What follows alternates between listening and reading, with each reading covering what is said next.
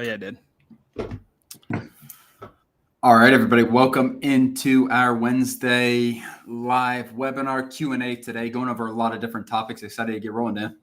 Yeah, welcome in, guys. Excited to be back here. Q&A, going over anything you guys got again. Those are sometimes the best. It's not the specific topic and presentation built out, just rolling with what you guys want to go over, and we can get to anything today, guys. Excited to be here. Yep.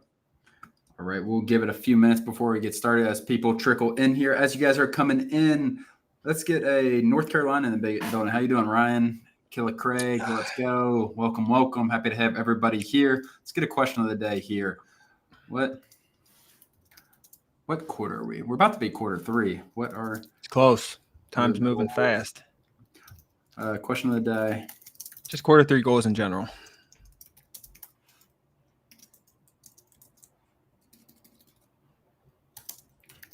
Second half of the year goals. Yeah.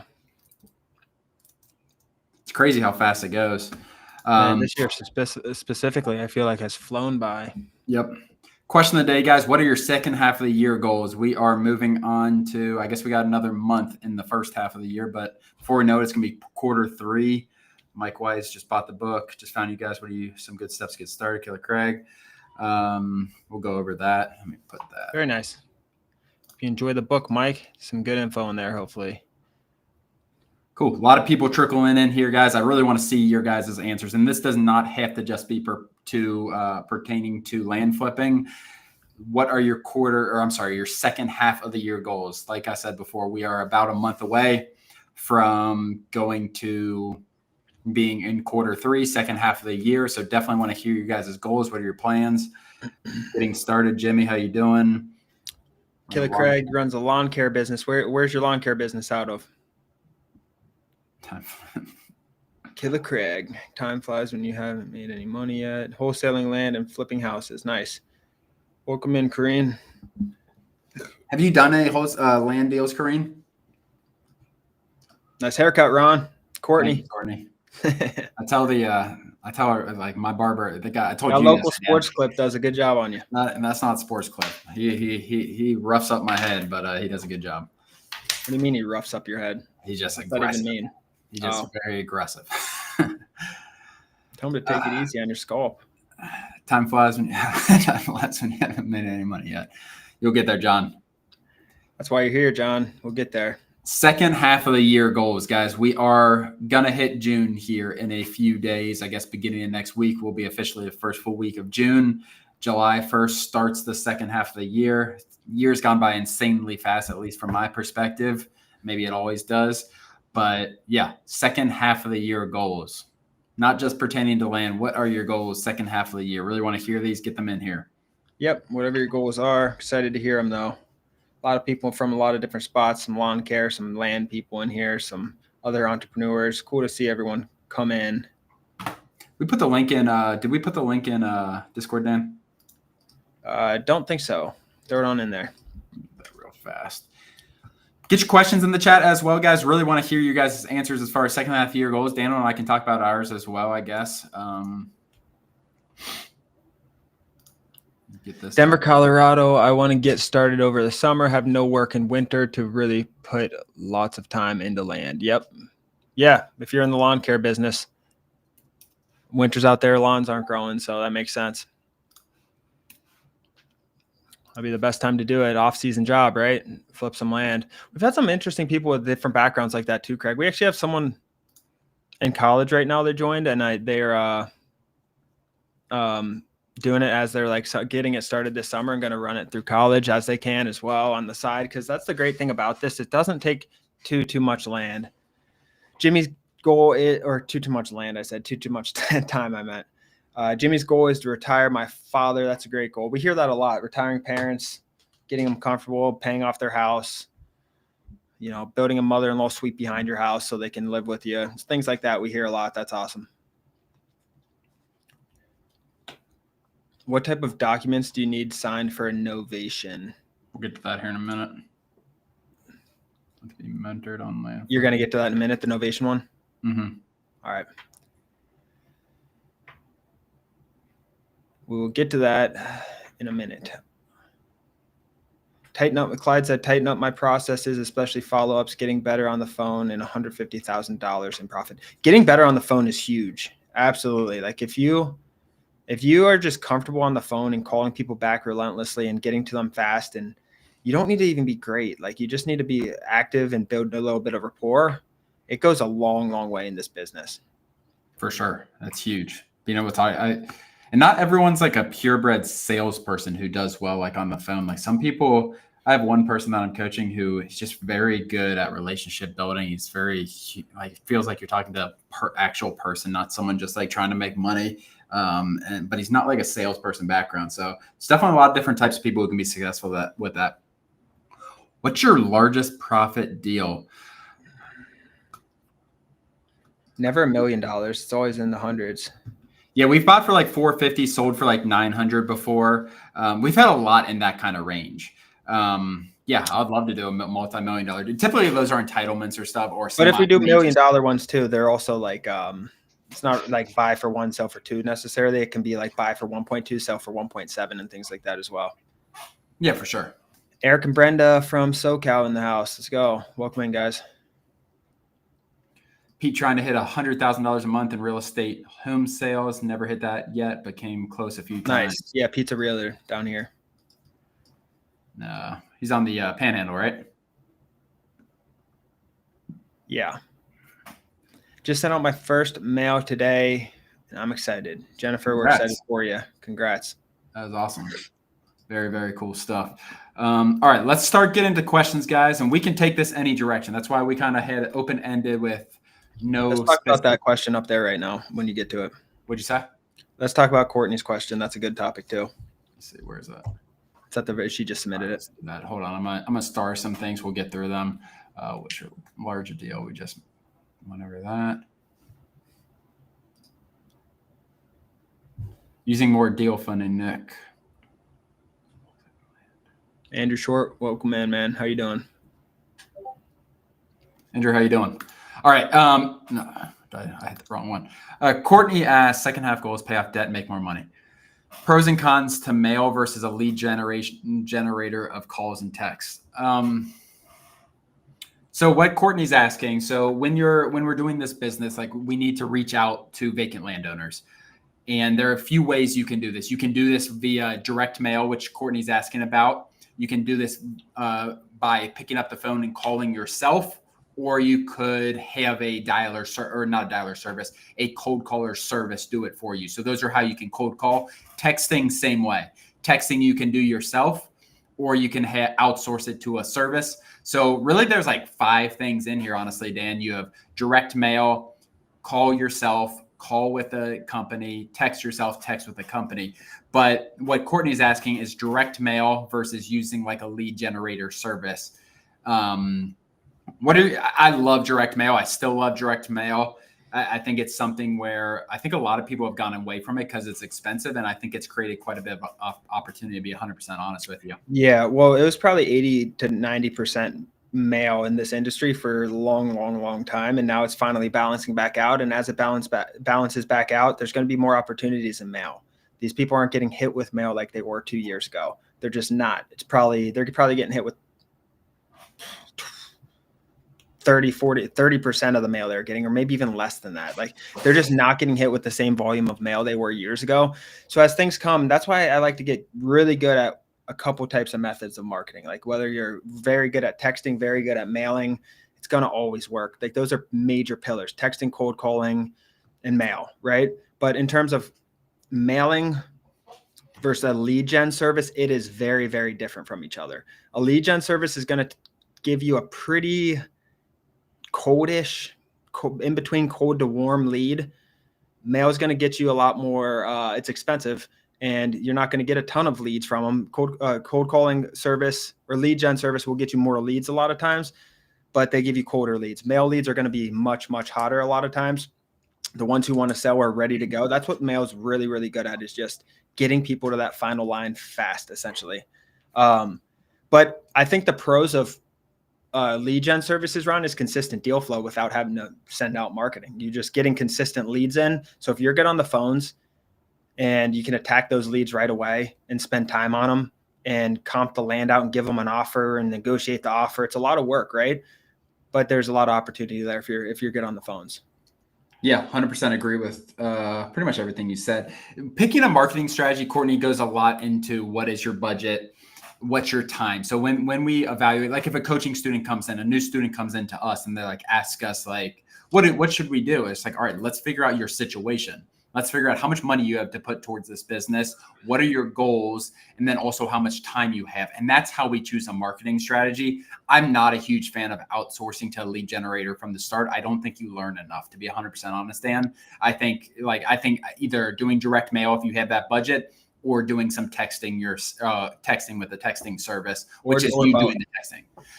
That's what I think there's a gap in knowledge when you do that. And I just don't think you'll learn the business better by marketing yourself at first. And then maybe you sprinkle that in as you get more advanced in your career. You can still mail and text. I like combinations of multiple things. I don't like one or the other. I like combinations of a few different things, whether you're texting, and then you send all your leads to your cold calling service as well. And maybe it's a lead gen service and you're texting and cold calling, and you're just hammering out counties and areas. Or maybe you're doing mail with follow-up text. I love combination of multiple marketing methods. Coming in this, I would pick one and try to get really good at it before moving to the other, because it can get really tricky and confusing, and it's just a lot to throw on you at once. Mm-hmm. I think that was pretty helpful. All right. Alan said he just started. Goal is to get a deal done by the end of the year. So we're talking about second half goals. Alan, I think when people are setting, sorry, I just clicked something else. I think when people are getting started or setting goals, Dan, like setting a realistic goal, that's unbelievably realistic as far as getting your first deal in the second half. I was talking to someone, I don't know who I was interviewing. You guys might've watched it, but I was talking to someone and they were like setting their goals. Oh, it's Jenna. I don't think it's out yet. She was setting her goals and she's like, yeah, I just want to get a deal done. She started in November or something. She got her first deal in like February. So she's like, all right, I got to recalibrate my goals here. And then she quit her job.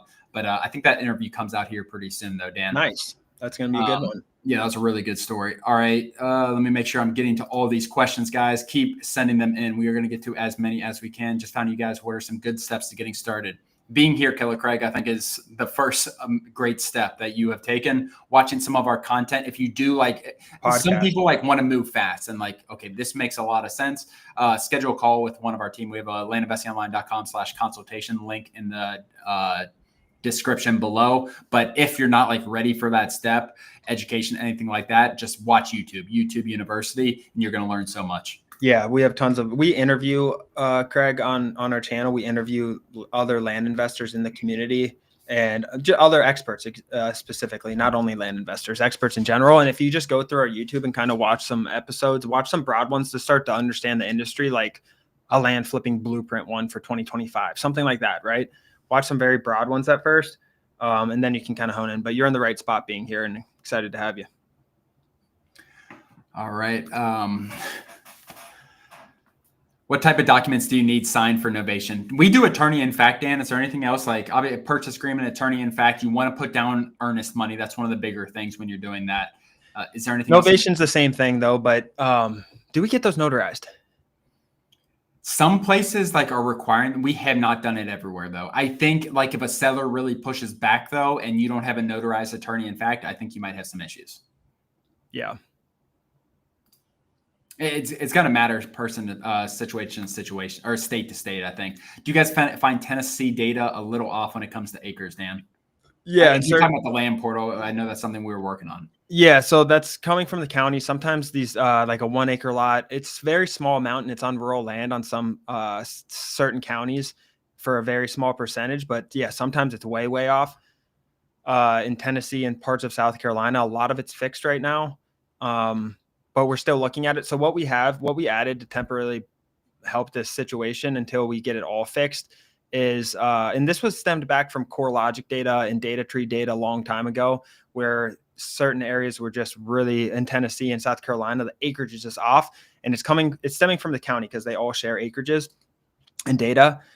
But what we have now in the export, so in your export file, there will be a calculated acreage somewhere in there. Compare the two.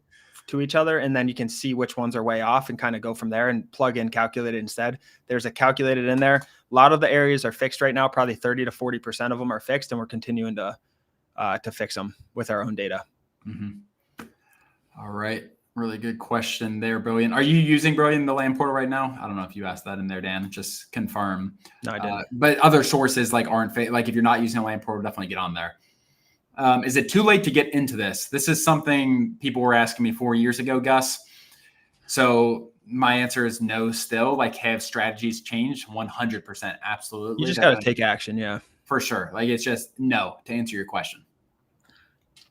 Don't overthink it. Just take action. Small bites at a time, one step at a time. Take action, and you'll have great things happen. Tim Benton. Tim always has good questions here.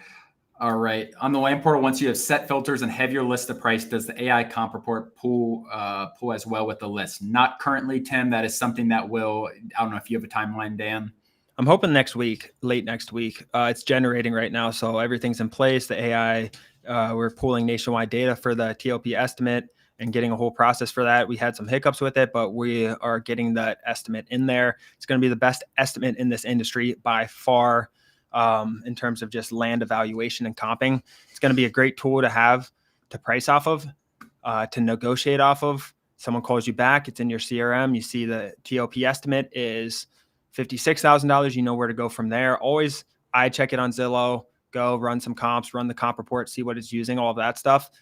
But we'll have that. That's the number one focus on the land portal right now. What marketing are you guys doing today? We're really big on sniper approach when we're trying to get deals. Like, it's not like and you can do it either way, but we focus on big deals. Like, that's what our business has kind of changed to. Our land investing business has changed to, is focusing on big deals. So that's what we really focus on. So it's a lot different than a lot of people. But that being said, it's more so because experience and just putting our money in the right spots. Mm-hmm. Do you teach how to buy tax lien property? We do not teach it, but it's definitely something that can be profitable. There's some different tax lien.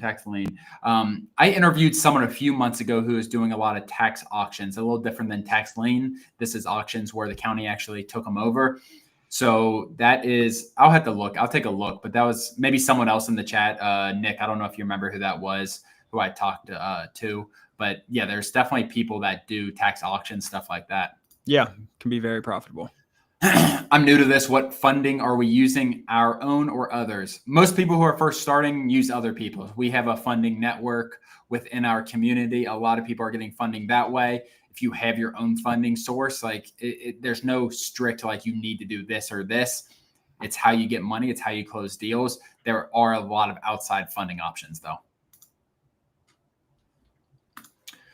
Your county selector, so Ultimate Rainmaker is asking about something pretty specific. So when we are targeting deal areas, typically we go for areas that have 50 to 150 people per square mile. Ultimate Rainmaker is saying he has 2 counties near him that are 250 to 335. Is there a problem with mainly counties like this? There are lots of rural area on the outskirts. I wouldn't say there's problems. There's just going to be pockets that are really populated that might be more difficult to acquire.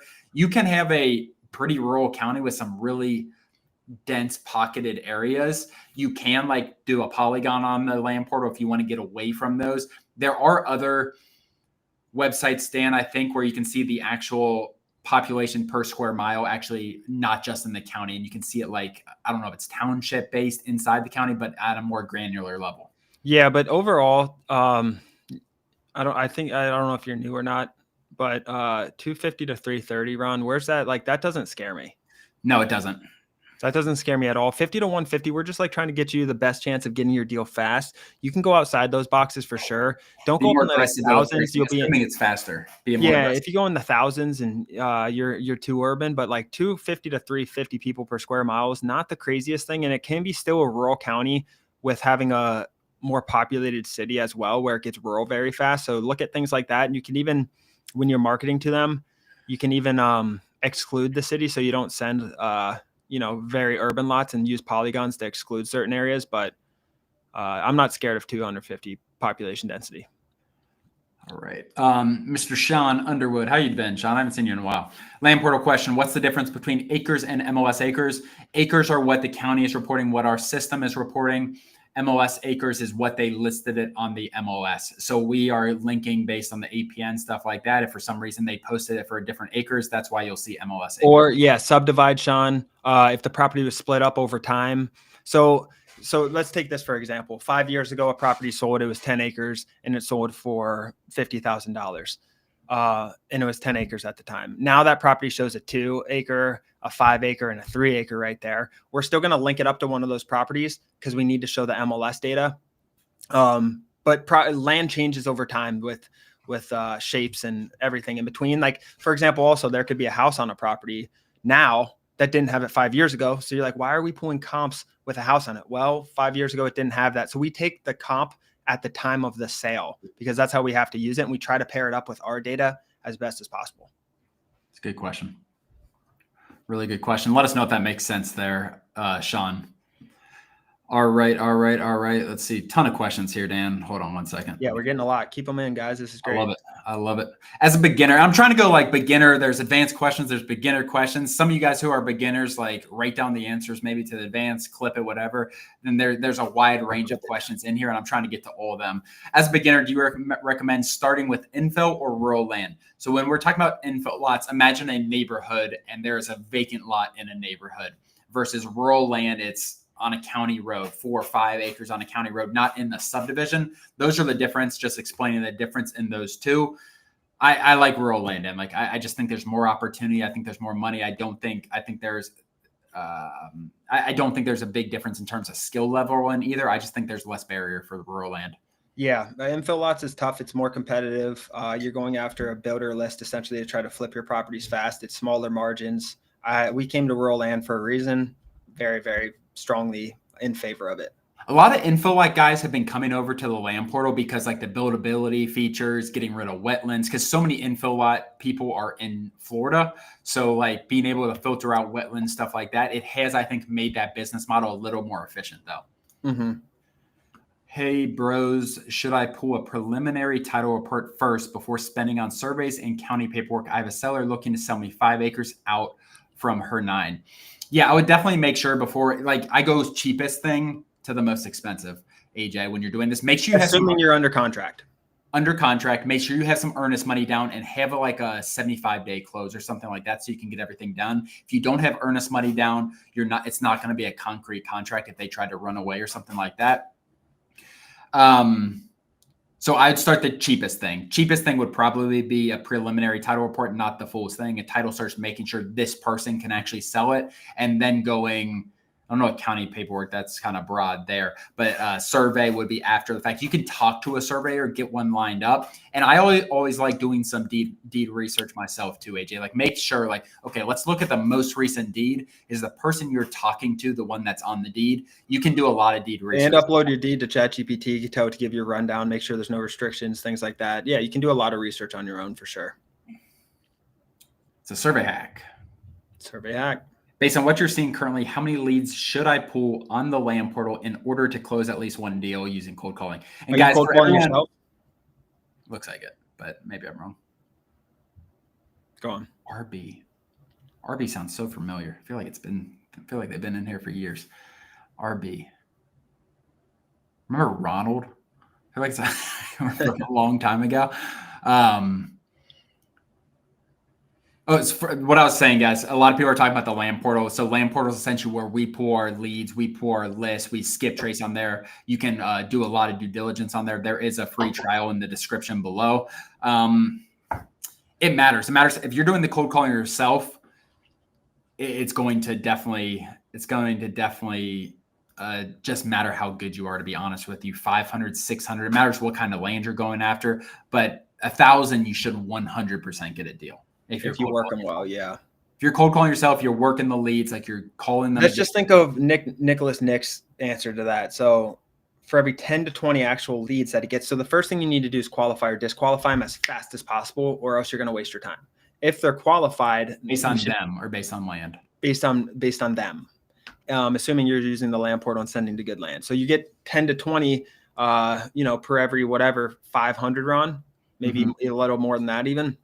And you, between every 10 to 20 decently warm lead, you should be able to close at least one of them based on his cold calling numbers.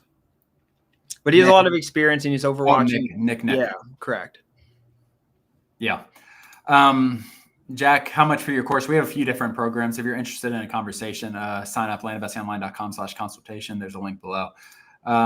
Is this considered wholesaling? No, we do some like double closing, which still isn't considered wholesaling. Some people kind of put it in the same box.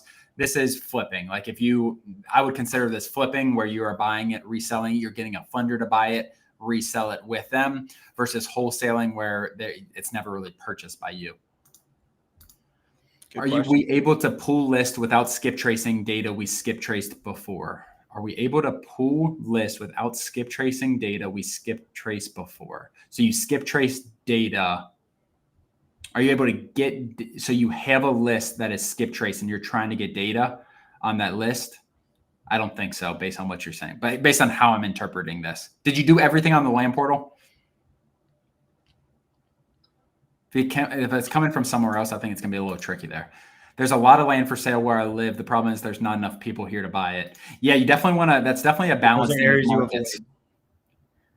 What do you guys think about replacing VAs with AI for lead generation? VAs are cheap. I like the people on it, to be 100% honest. I think using AI in the business for answering questions, for quick answer questions, stuff like that is very valuable. It's coming soon though. Yeah, for sure. It's not far. I've listened to those robo callers and shit like that, and it's just but texting automations. Yeah, there's definitely some, but I don't think it's replacing. It might not replace fully. It can, I'm sure, if you put enough time and effort into it. There's AI cold callers a lot of people are starting to use. I'm not sure how those are working yet. I'm sure it's a matter of time before it works. Like we're in a major AI boom right now. So it's a matter of time until the technology's there to work. But the second thing is texting, replies, things like that. You can definitely have AI working your leads. It's Roan Barrero, Dan. That was 3/19/2022. He joined. I knew I recognized RB. Wow. You remember? Yeah. Because it's RHON. Love it. You say it, Ron. We answered this earlier, Frank. You probably weren't in here. No problem answering again. Daniel, we are hoping, and then by the end of next week for the being in the exports, and that would technically be out of beta, huh, Dan? We're hoping. All right. Also, robocallers, robotext might be problematic with the regulations, Philip says. That's going to change a lot too. Yeah. There's a matter of time. Like they're blocking right now. Like everyone's worried about actually texting people with automations and stuff, but wait until AI start calling you. What restrictions are there going to be on that eventually? There's definitely going to be a lot of AI caller restrictions, I feel like. I think having I just kind of thought about this now, but I think having a real like outbound team is going to be so valuable because people that's like texting. People go away from direct mail, they go to texting, and like people run away from the more expensive things that are more effective sometimes to the AI dialers, to the texting, to everything. And I love texting. But that being said, that's what I'm kind of thinking of this. I think it's going to be a ton of value in having an actual outbound team. Yeah, but it's going to be a matter of time too where you can't tell.